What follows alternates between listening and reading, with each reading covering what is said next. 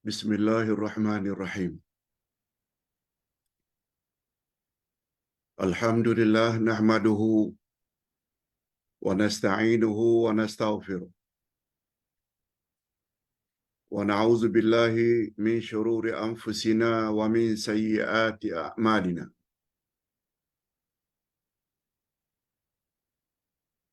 May yahdihillahu fala mudilla lahu wa may yudlil fala hadiya lahu. Asyhadu an la ilaha illallah wahdahu la syarika lah wa asyhadu anna Muhammadan abduhu wa rasuluh la nabiyya ba'dah. Allahumma salli wa sallim ala nabiyyina Muhammad wa ala alihi wa sahbihi ajma'in, amma ba'd. Hadirin dan hadirat serta para pemirsa yang saya hormati, Assalamualaikum warahmatullahi wabarakatuh. Alhamdulillah, kita bersyukur kehadirat Allah Azza wa Jalla. Berkat taufiknya, sekali lagi kita berjumpa dalam majlis ilmu.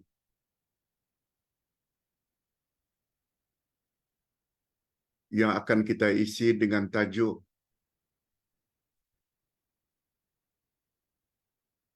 Masuk Neraka Karena Tidak Gunakan Akal.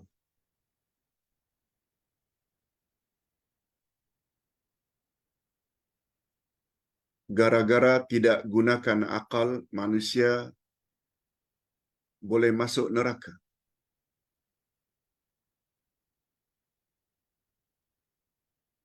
Sebab akal dianugerahkan oleh Allah untuk membezakan mana yang baik, mana yang buruk.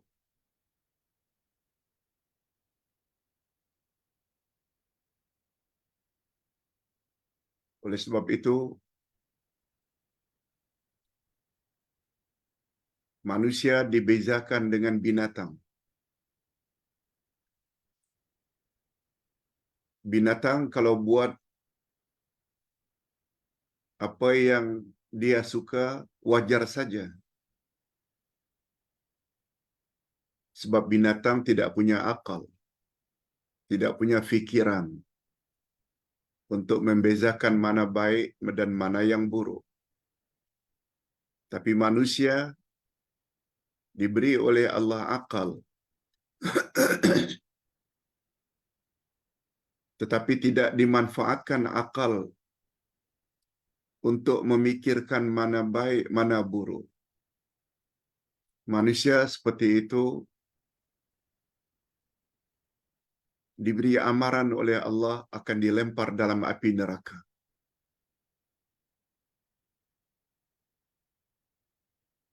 Bila ditanya, apakah dalilnya, Pak Ustaz? Silat lihat dalam surat Al-Mulk. Ayat 8 hingga 12, Allah menceritakan hakikat ini.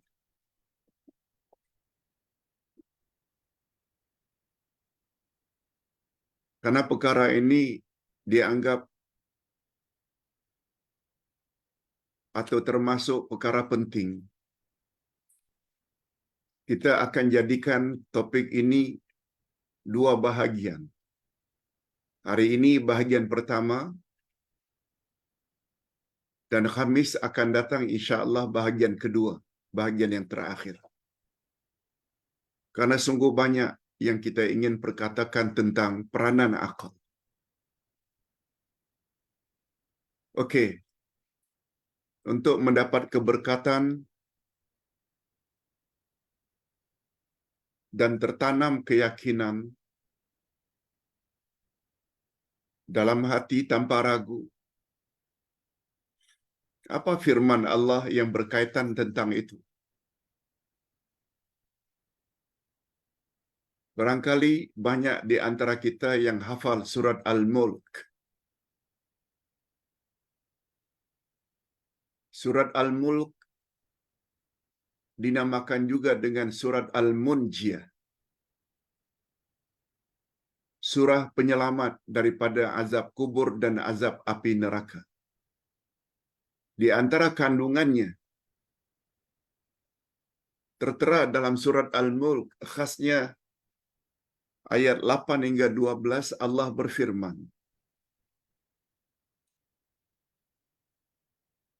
A'udzubillahi minasyaitonir rajim. Takadu tamayyazu minal ghaiz. Kullama ulqiya fiha fawjun sa'alahum khazanatuha. Alam ya'tikum nadhir. Qalu bala qad ja'ana nadhirun fakadzabna wa qulna ma nazzalallahu min syai' in antum illa fi dhalalin kabir. وقالوا لو كنا نسمع أو نأكل ما كنا في أصحاب السعير واعترفوا بذنبهم فسحقا لأصحاب السعير إن الذين يخشون ربهم بالغيب lahum maghfiratun wa ajrun kabir. Demikian ayat 8 hingga ayat 12 dari surat Al-Mulk.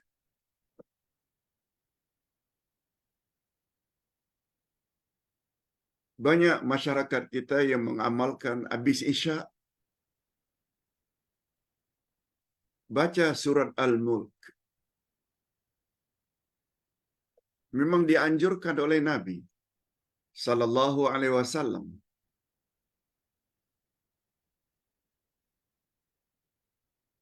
Tapi sebaiknya baca masing-masing.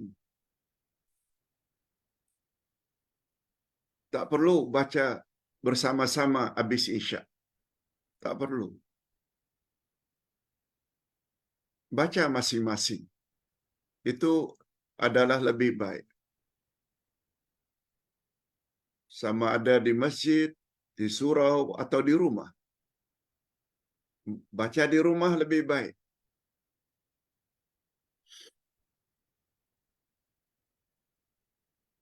Tapi kalau sekedar tahap pembiasaan, tidak baca di masjid bersama sekali dua kali, no problem. Tapi jangan berterus-terusan. Tapi surat Al-Mulk memang digalakkan oleh Nabi dalam hadis sahih dibaca pada waktu malam sebelum tidur. Okey. Itu fadilat dan kelebihannya.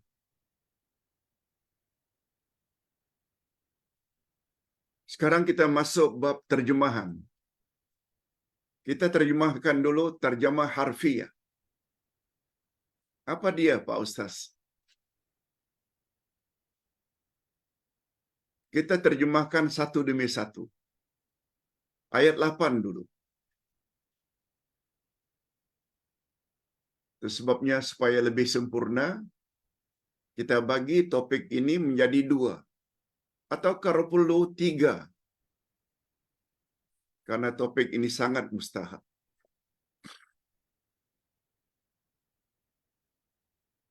Hampir-hampir neraka itu terpecah belah lantaran marah. Setiap kali dilemparkan ke dalamnya sekumpulan orang-orang yang kafir,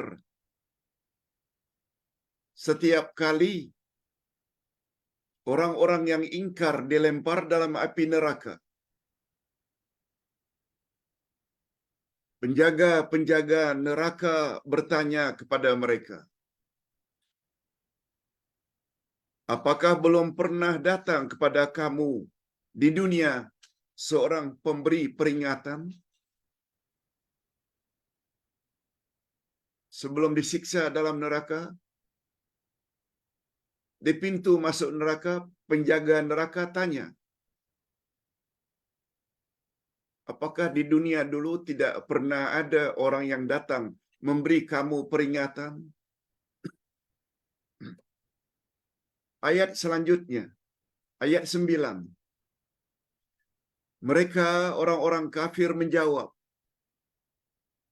benar ada. Yang memberi peringatan benar ada.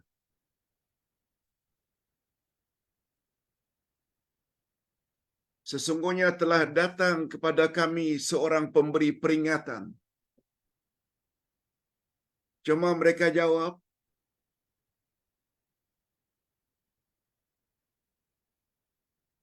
tapi kami mendustakan orang yang memberi peringatan itu. Sambil mengatakan, Allah tidak menurunkan satu pun seorang rasul pun Allah tidak pernah utus. Itu jawaban orang kafir. Kamu tidak lain hanyalah di dalam kesesatan yang besar. Itu sikap orang kafir. Mereka tidak percaya kepada Rasul. Malah Rasul mereka tuduh sebagai pembawa kesesatan yang nyata. Pembawa kesesatan yang besar. Okey. Setelah malaikat penjaga neraka dengar itu jawabannya,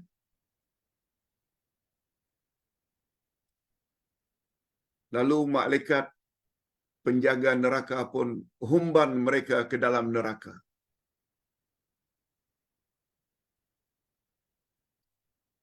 Apa yang mereka kata ketika dihumban dalam api neraka?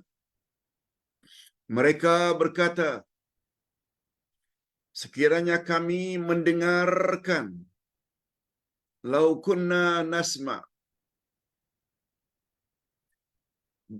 dan kami mau menggunakan akal, mau berfikir, au naqil, niscaya tidaklah kami masuk, niscaya tidaklah kami termasuk penghuni neraka yang menyala-nyala.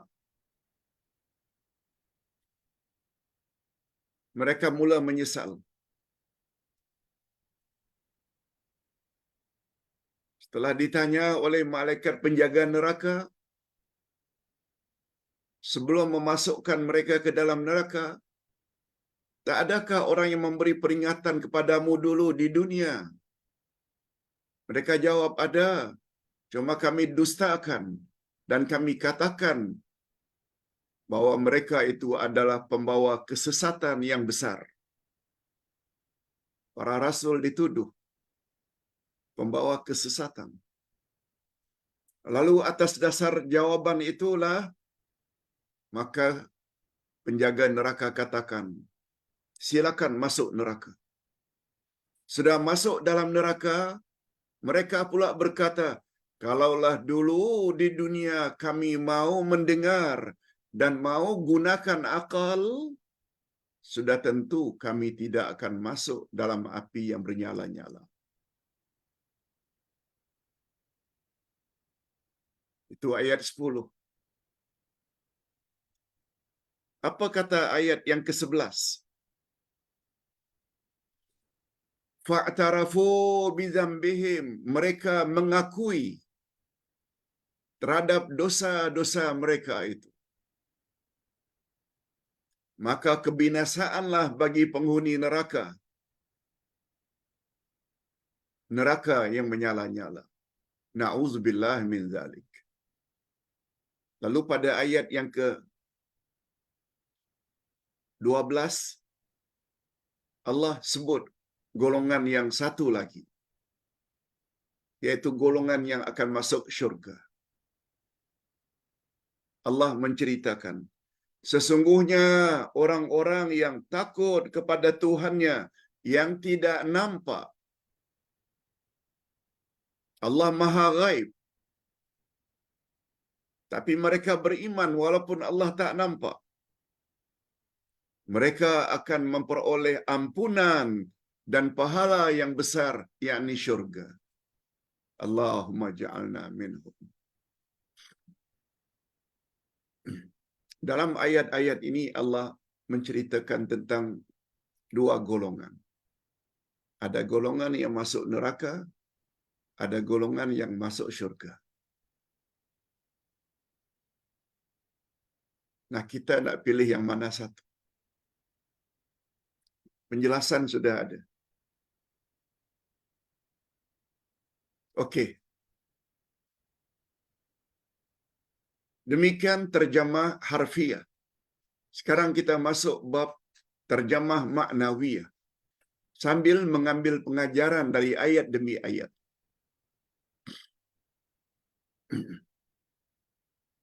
Hadirin dan hadirat serta para pemirsa yang saya hormati. Sebagai mukaddimah,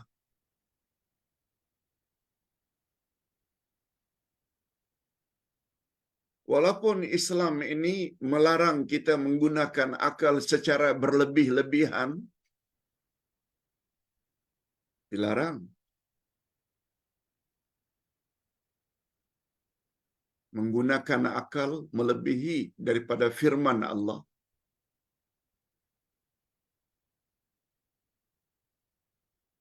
Kita tafsirkan Al-Quran ikut hawa nafsu, akal kita semata, bahaya.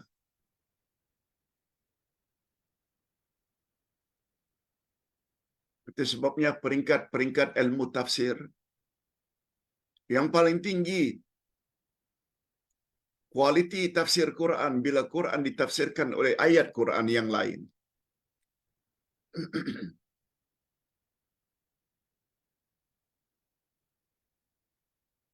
Sebagaimana contoh Siratal Mustaqim.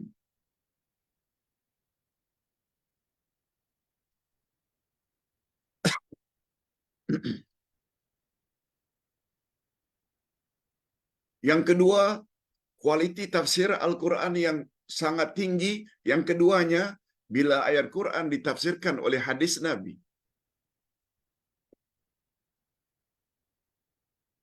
Sebagaimana tafsir dalam surat Al-Fatihah, ketika ditanya siapa al-maghdubi alaihim, orang yang dimurkai, kata Nabi Yahudi. Ketika Nabi ditanya siapa itu ad-dhalin, orang yang sesat, Nabi jawab Nasrani Kristian. Itu tafsir yang kedua kuatnya.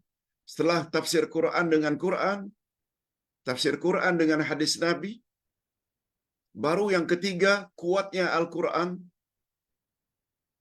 Bila tafsir Quran ditafsirkan dengan aqwalus sahabah, pendapat-pendapat para sahabat Nabi. Abu Bakar, Umar, Utsman, Ali. Dan tafsir Quran yang paling rendah kualitinya bila Quran tafsirkan akal semata.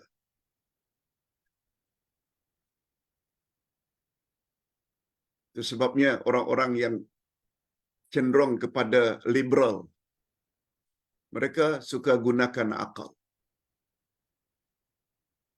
Mereka namakan mereka golongan modernis, golongan modern. Di antara mereka golongan yang anti hadis. Hati-hati ikut pemahaman Islam liberal. Hati-hati ikut sister in Islam. yang mula mempertikaikan tentang tutup aurat bagi wanita, yang mula mempertikaikan tentang kebolehan berpoligami. Hati-hati terhadap golongan tersebut. Sebab mereka lebih utamakan akal daripada tafsir Quran dengan Quran, tafsir Quran dengan hadis Nabi, tafsir Quran dengan aqwalus sahabah. Akal semata. Hati-hati. Ibu-ibu dan bapa sekalian serta para pemirsa, kalau dulu muda-muda cenderung kepada cara berfikir demikian, tolong tobat sebelum mati. Tolong tobat segera. Kematian boleh datang anytime. Ustaz berani mengatakan bahwa cara berfikir demikian sesat, salah, rosak akidah, boleh membawa kepada kufur.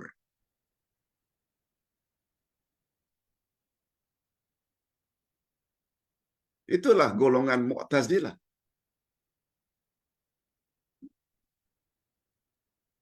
Apabila kenyataan dalam Quran bercanggah dengan akal, kita hendaklah dahulukan akal daripada Al-Quran. Dahulukan akal dari hadis Nabi. Padahal jaminan dari Nabi,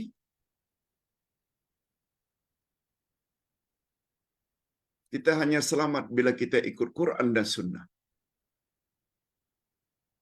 Sekali lagi,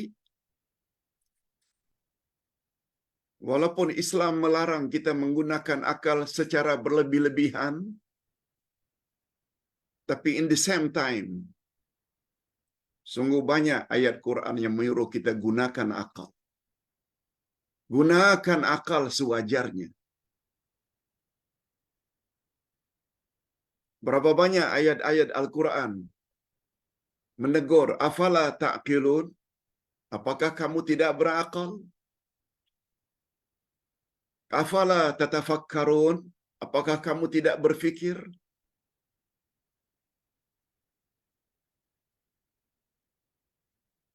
Okey, itu sebagai mukaddimah. Sekarang kita kembali kepada tafsiran ayat. Seberapa yang boleh?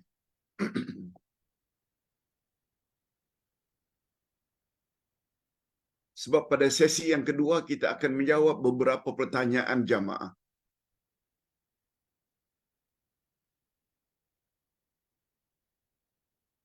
Ayat yang ke-8.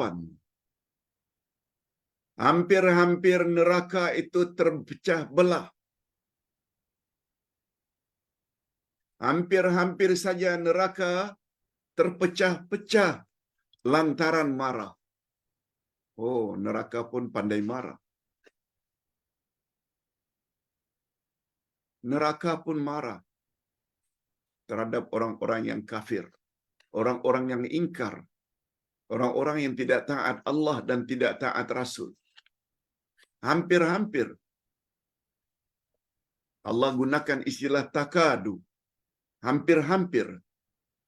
Tamayyazu minal ghaiz. Hampir-hampir saja neraka itu pecah karena kemarahannya.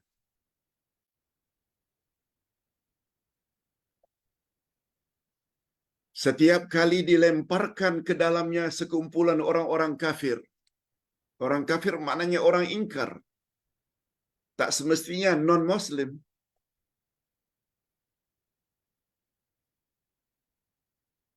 Sebab kafir berasal daripada kafara, tertutup. Orang yang tertutup hatinya dari mendapat hidayah Allah. Walaupun dia mengaku umat Muhammad.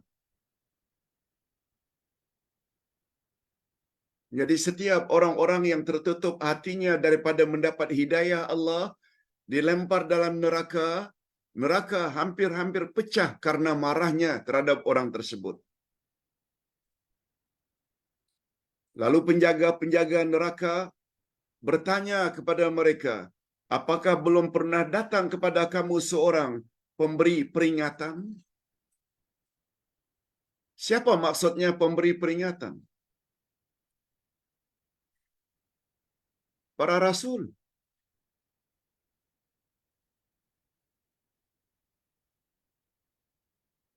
Sebab di antara tugas utama para rasul adalah nazir, pemberi peringatan.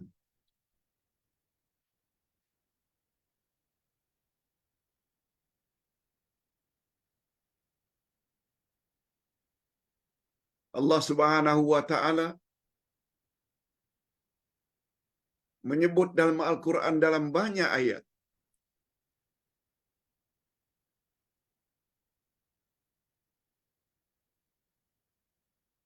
bahwa tugas rasul itu adalah selain memberi berita gembira, juga pemberi peringatan. Basyiran wa nadhira. Ya ayuhan nabi, hei nabi, inna ja'alnaka, sesungguhnya kami jadikan engkau basyiran wa nadhira, sebagai pemberita berita gembira.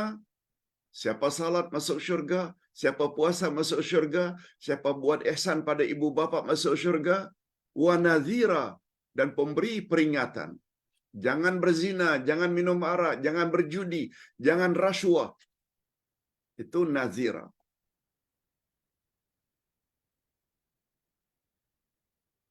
Kata Imam Ibnu Katsir dalam tafsirnya, Tafsir Al-Azim jilid yang keempat, muka surat 468, Allah menyatakan dalam ayat ini betapa keadilannya. Allah menyatakan dalam ayat ini betapa adilnya Allah terhadap makhluknya, bahwa dia tidak lain, bahwa dia tidak akan menyiksa seseorang pun hamba-hambanya, kecuali setelah ada bukti akan kesalahannya. Allah bukan azab suka-suka hati. Nah, bila ada bukti dia bersalah, baru dia azab. Itu sebabnya Allah Subhanahu wa taala utus rasul. Karena umur rasul terbatas, Allah turunkan kitab.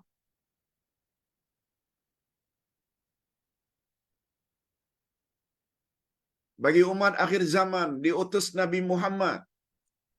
Karena Nabi Muhammad akan wafat, diturunkan Al-Quran dan dijamin tidak boleh dipalsukan hingga kiamat.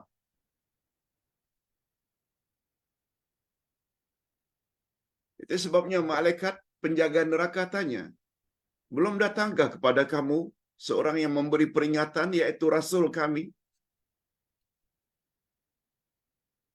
Tak pernahkah diturunkan kepadamu kitab dari kami, hei umat Muhammad, yang bernama Al-Quran, yang kami jamin tidak boleh dipalsukan hingga kiamat? Lalu orang-orang kafir menjawab, benar, Rasul sudah datang. Cuma kami dustakan dia. Malah kami katakan kepada Rasul, kamu tidak lain tidak bukan kecuali pembawa kesesatan yang besar. Rasul dikatakan sesat.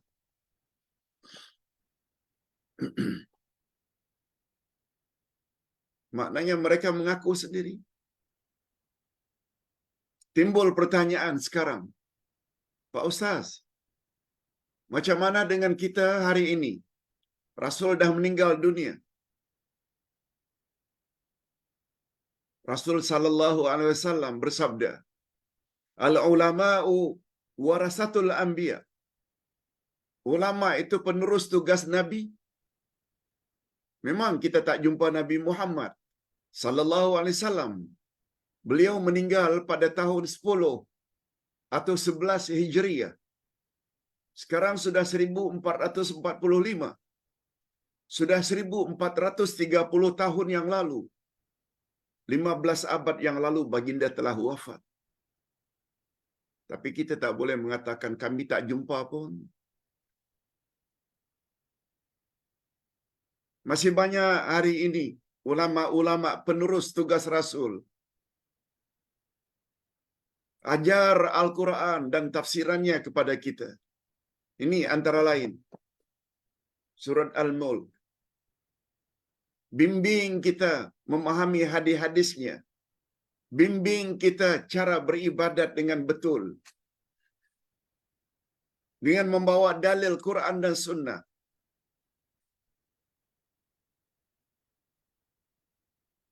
Itu bermakna sudah sampai kepada kita nazir. Walaupun bukan Nabi Muhammad. Tapi penerus tugas Nabi itu jumpa kita pada hari ini.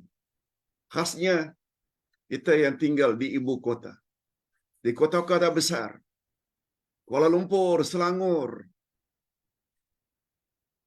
Lembah Kelang, Johor, Melaka, Pulau Pinang, Kota Baru, Kelantan, Pahang, Perlis. Semua kita dengar banyak ulama yang telah menyampaikan ajaran yang dibawa oleh Nabi Muhammad sallallahu alaihi wasallam.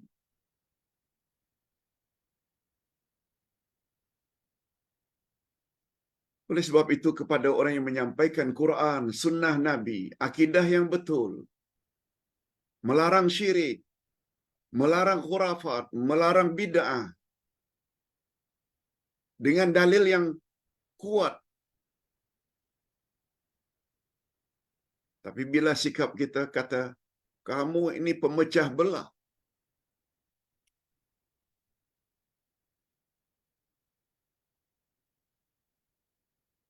kamu mengajar ajaran songsang,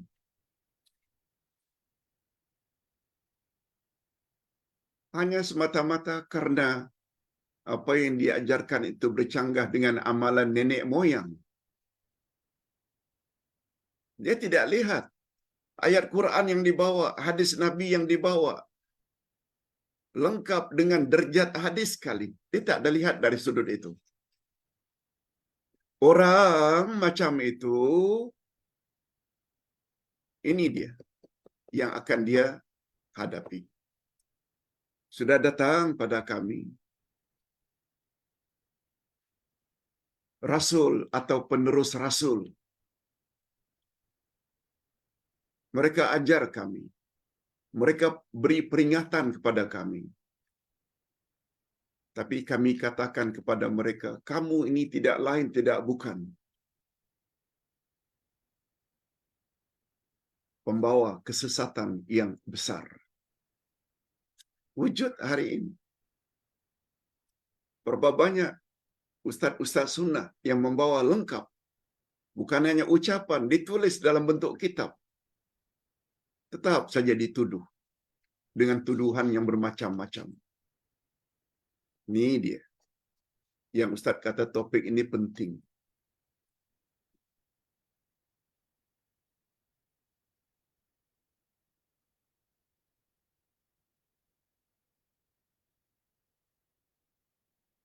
Di antara pengajaran ayat di atas, ayat 8, neraka sangat marah kepada manusia yang ingkar dan penjaganya akan bertanya kepada setiap orang yang akan memasukinya. Sebagai tanda keadilan Allah.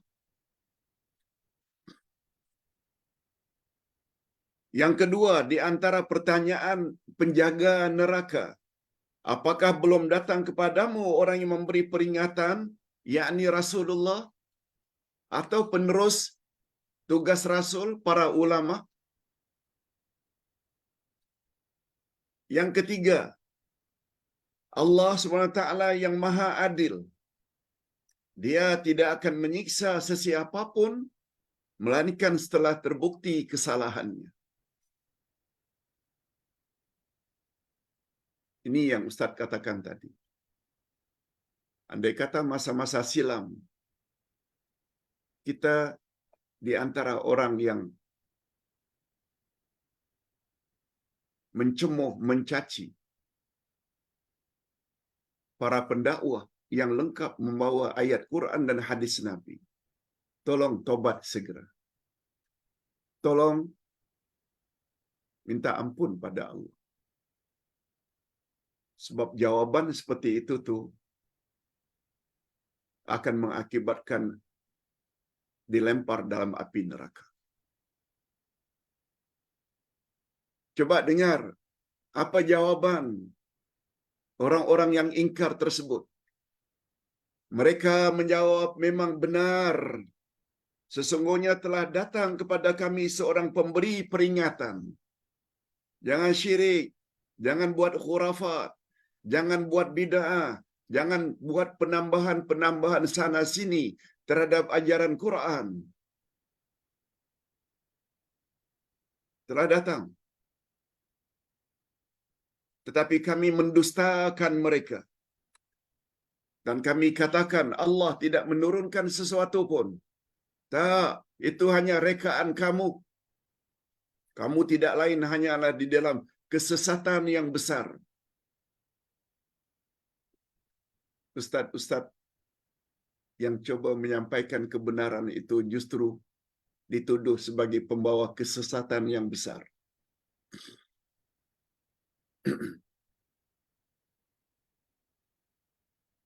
Digolongkan sebagai ajaran sesat pula. Begitulah apabila hati itu sudah ditutup. Seorang ulama zaman silam pernah mengatakan, antara lain yang bernama Ibrahim Adham, kalau hati itu sudah tertutup, semuanya akan jadi terbalik. Orang mengajak tauhid dikatakan syirik. Orang yang mengajak syirik dikatakan tauhid. Orang yang menyuruh agar ikut sunnah dikatakan bid'ah, perkara baru. Perkara baru yang direka-reka dikatakan sunnah. Orang yang ingin mengajak kepada hidayah dikatakan dalalah, sesat. Orang yang ingin mengajar kesesatan dikatakan itulah hidayah, petunjuk. Kalau ditanya mengapa? Kalau hati sudah tertutup. Khatamallahu ala qulubihim. Allah dah tutup hati mereka. Falahum azabun azim. Bagi mereka azab yang besar. Lihat ayat 6 dan 7 dari surat Al-Baqarah. Allah menyebut, innal ladzina kafaru sawa'un 'alaihim a anzartahum am lam tunzirhum la yu'minun. Sesungguhnya orang-orang yang ingkar itu sama saja bagi mereka. Kau beri peringatan atau kamu tidak beri peringatan, mereka tetap saja tidak mau beriman. Lalu Allah sebut pada ayat 7 penyebabnya, khatamallahu ala qulubihim wa ala sam'ihim wa ala absarihim ghishawa. Karena hati mereka sudah terkunci mati. Telinga mereka sudah tertutup. Mata mereka juga sudah tertutup. Walahum azabun azim. Bagi mereka azab yang besar.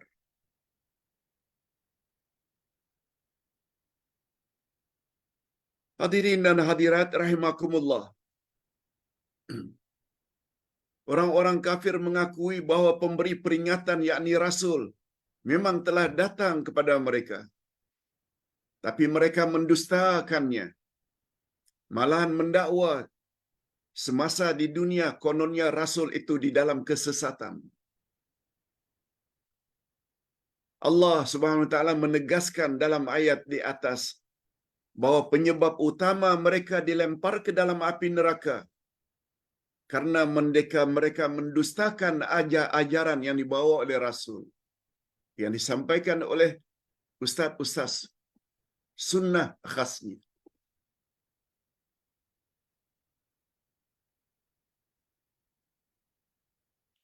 Alhamdulillah, bapa-bapa dan ibu-ibu serta para pemirsa, kita dihimpunkan oleh Allah di dalam majlis seperti ini walaupun secara online sejak beberapa tahun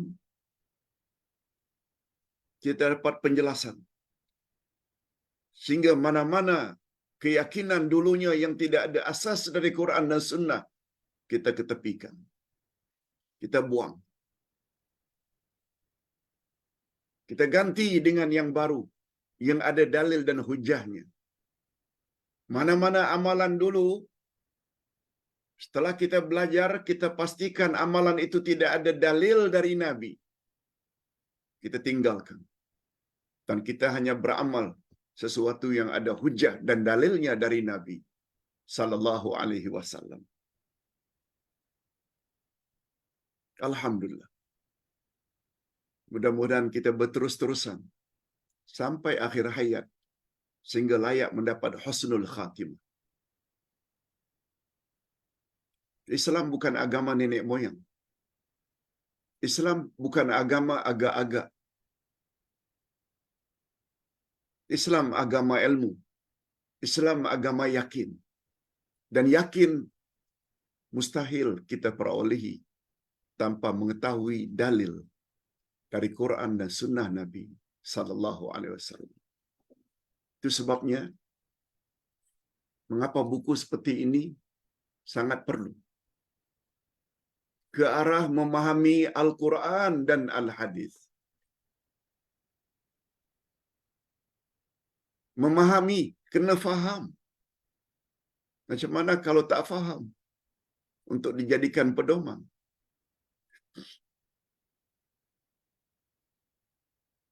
Selanjutnya pada ayat 10, Allah Subhanahu wa taala menjelaskan nasib orang tersebut yang mengatakan Rasul itu dalam kesesatan, lalu dimasukkan dalam neraka. Apa kata mereka dalam neraka? Sambil menyesal. Tapi sudah terlambat. Ini biar jadi peringatan bagi kita. Ambil iktibar. Sebab cerita dalam Quran semuanya benar belaka. Mereka berkata, apa kata mereka? Sekiranya dulu di dunia kami mau mendengar dan mau gunakan akal, sudah tentu kami tidak akan dilempar dalam api yang bernyala-nyala.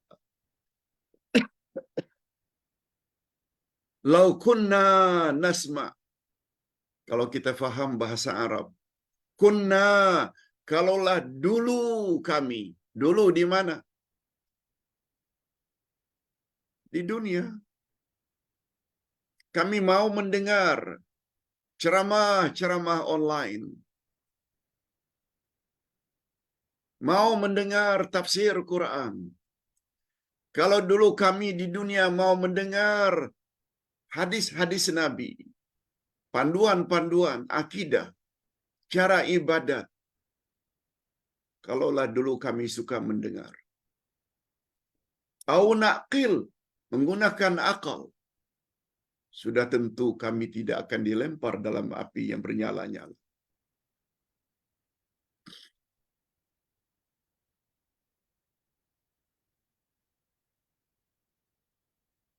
Imam Al-Jauzi dalam tafsirnya Zadul Masir berkata, kami mendengar nasma' dalam ayat ini bermakna mendengar dengan pemahaman. Bukan sekedar dengar. Mendengar dengan pemahaman. Itu sebabnya disediakan buku. Bukan sekedar dengar saja. Dengar dengan pegang buku. Supaya kepahaman itu lebih.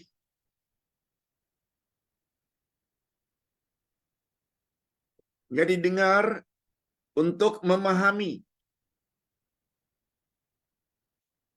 Kemudian disusuli dengan nakil. Menggunakan akal.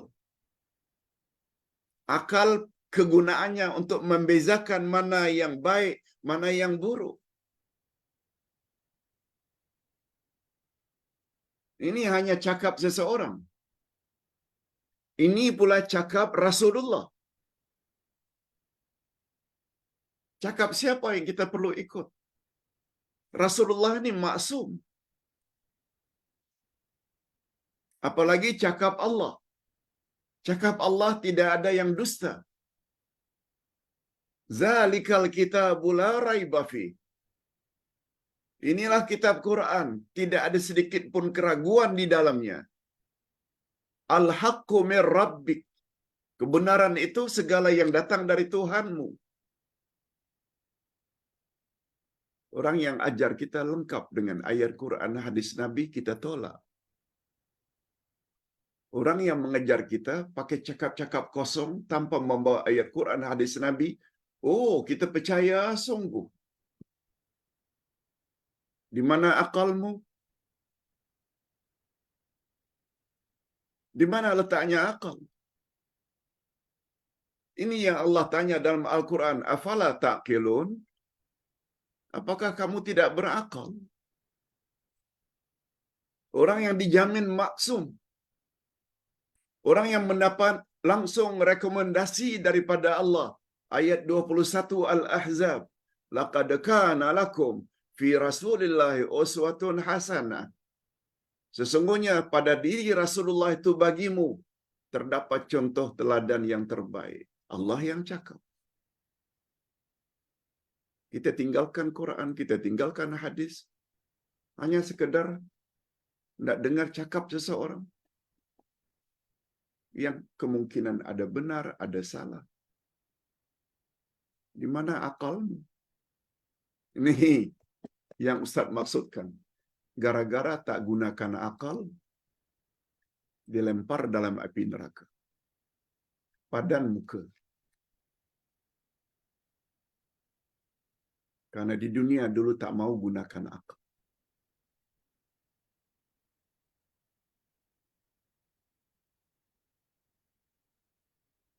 Hadirin dan hadirat, serta para pemirsa yang saya hormati. Itu sebabnya, dalam perkara-perkara gaib,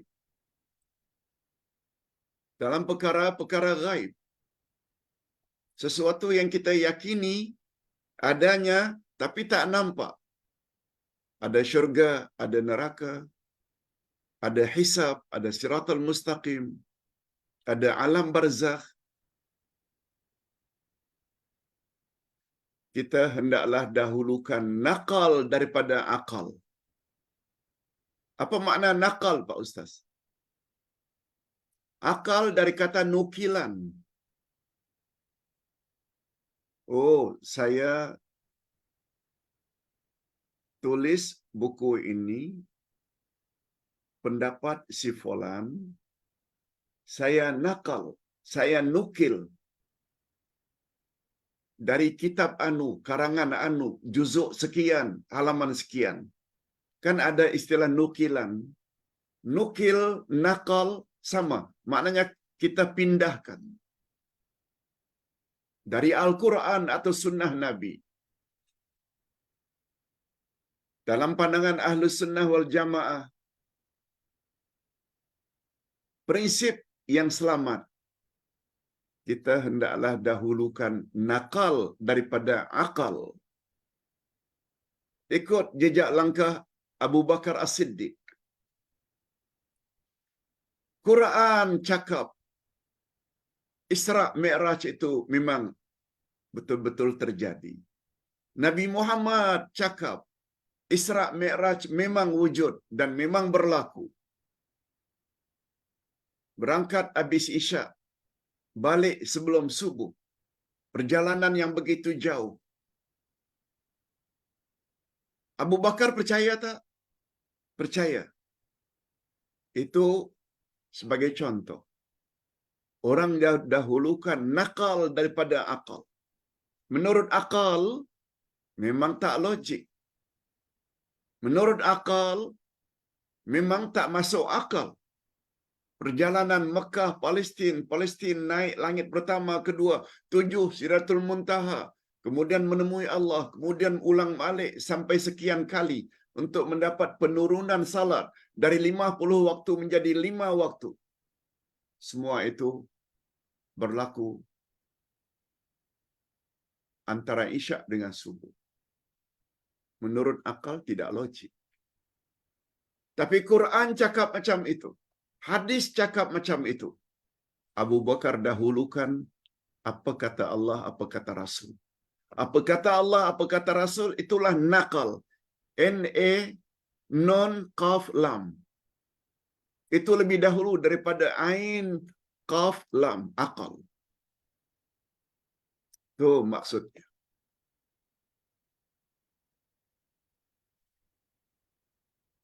Hadirin dan hadirat, sudah 50 minit kita bercakap tentang tafsir ayat 8, 9, dan 10.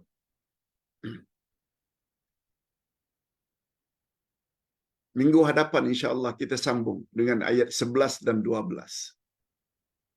Supaya lebih sempurna. Insya-Allah.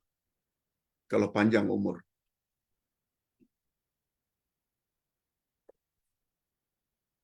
Mohon doa para jamaah supaya Ustaz sehat. Sebab semalam ada 3 kuliah. Sebenarnya tekak agak sakit. Tapi alhamdulillah pagi ini sembuh. Mohon doa. Mudah-mudahan kita jumpa lagi pada Khamis yang akan datang. Dan berikut